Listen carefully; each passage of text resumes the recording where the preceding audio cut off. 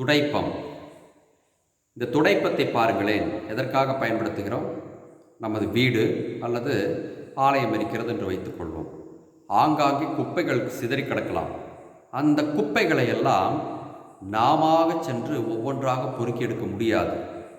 அத்தோடு சேர்த்து கண்ணுக்கே தெரியாத சில தூசிகள் எல்லாம் கூட இருக்கலாம். அவற்றையெல்லாம் கைகளால் பொறுக்க இயலாது.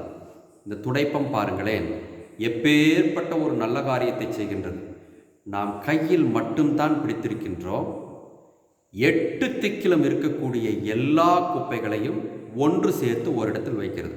குப்பைகளை மட்டுமல்ல, தானியங்களை காயப்போட்டாலும் கூட சிதறி கிடக்கும் தானியங்கள் அனைத்தையும் கூட்டி ஒரு இடத்தில் சேர்த்து விடுகின்றது. எவ்வளவு ஒரு சிறப்பான செயலை செய்கின்றது.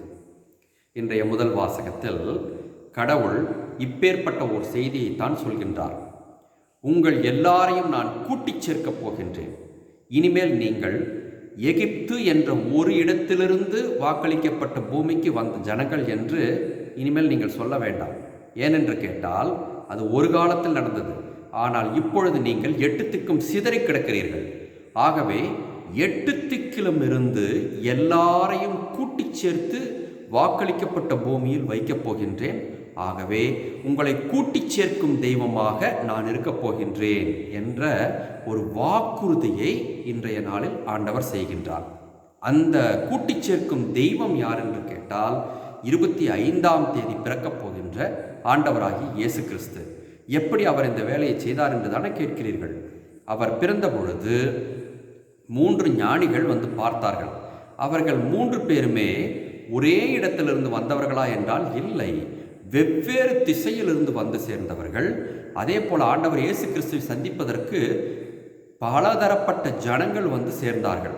அங்கிருந்த ஆடு மாடுகளும் வந்து சேர்ந்தது, அதாவது விலங்கினங்களும் வந்து சேர்ந்தது.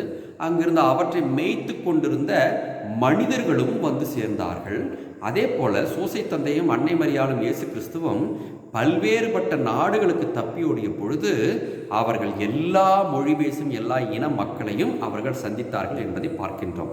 இப்படி பார்க்கும் பொழுது ஆண்டவர் இயேசு கிறிஸ்து எல்லாரையும் கூட்டிச் சேர்த்தார் என்ற ஒரு உண்மை நமக்கு புலப்படுகிறது.